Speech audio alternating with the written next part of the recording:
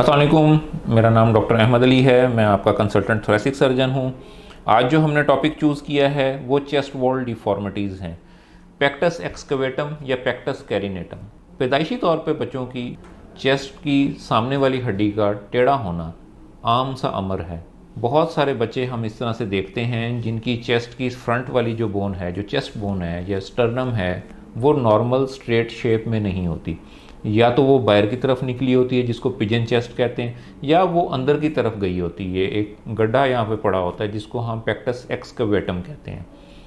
ये वैसे आमतौर पे तो लोग समझते हैं कि ये एक कॉस्मेटिक डिफेक्ट है और इसकी मेडिसिन से या सर्जरी से कोई कोरिलेशन नहीं है, लेकिन मेरे ख्याल में उन लोगों का ये ख्याल सही नहीं है, क्योंकि पेक्टस एक्सकवेटम या पेक्टस कैरिनेटम जिस भी बच्चे को होता है वो कभी भी अपनी 100% कैपेसिटी पे चेस्ट को यूज़ नहीं कर सकता।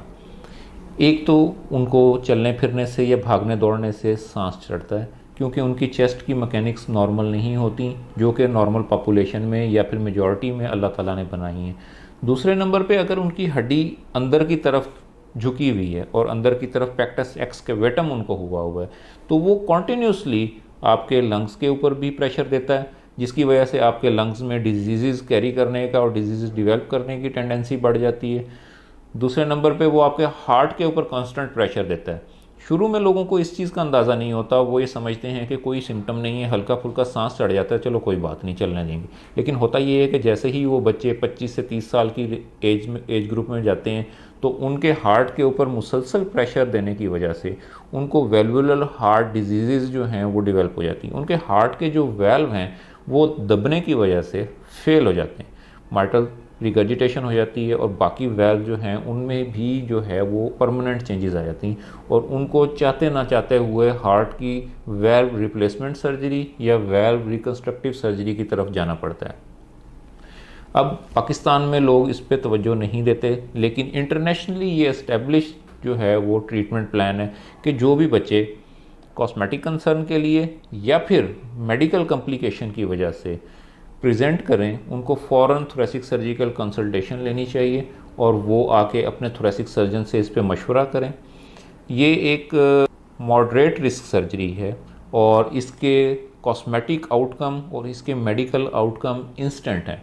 जैसे ही सर्जरी कंप्लीट होती है उसी टाइम पे आपकी चेस्ट बिल्कुल नॉर्मल शेप में आ जाती है, जिस तरह एक नॉर्मल इंसान की होती है। दूसरे तीसरे दिन पेशेंट जो हैं वो घर डिस्चार्ज होकर चले जाते हैं, और उसके बाद जब वो वापस आते हैं उस टाइम पे उनका कहना ये होता है कि डॉक्टर साहब, हमने अपनी ज़िंदगी का सबसे बेहतर सांस ऑपरेशन के बाद ली है। उससे पहले जब भी हम सांस लेते थे हमें हमेशा जो है इतनी हवा कभी भी नहीं अंदर जाती हुई महसूस हुई जितनी ऑपरेशन के बाद हमें हुई है।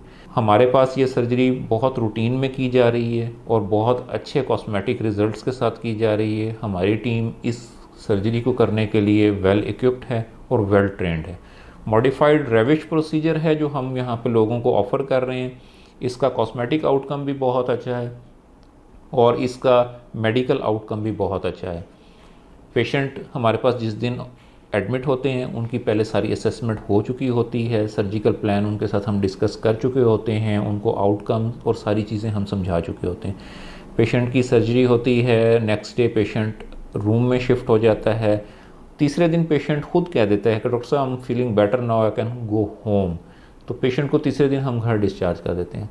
अब कुछ पेशेंट्स जो कि हमारे छोटे ग्रुप में आते हैं, जो पीडियाट्रिक ग्रुप में आते हैं, डेफिनेटली वो अपने पेरेंट्स के साथ हमारे पास प्रेजेंट करते हैं ओपीडी में। लेकिन जो एडल्ट ग्रुप में आते हैं, सरप्राइजिंगली वो पेशेंट अक्सर खुद ड्राइव करके हमारे पास फॉलोअप पे आ जाते हैं कि डॉक्टर साहब, आज तो मैं खुद गाड़ी चला के आ गया, I am feeling so well कि मुझे ज़रूरत ही नहीं थी किसी को मैं साथ लेके आता, और मैंने खुद जो है वो ड्राइव की और मैं आ गया।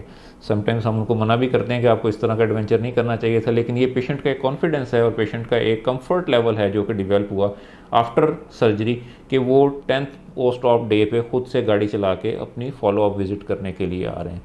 हाँ, ये सर्जरी जो है वो किन पेशेंट्स में नहीं करनी चाहिए?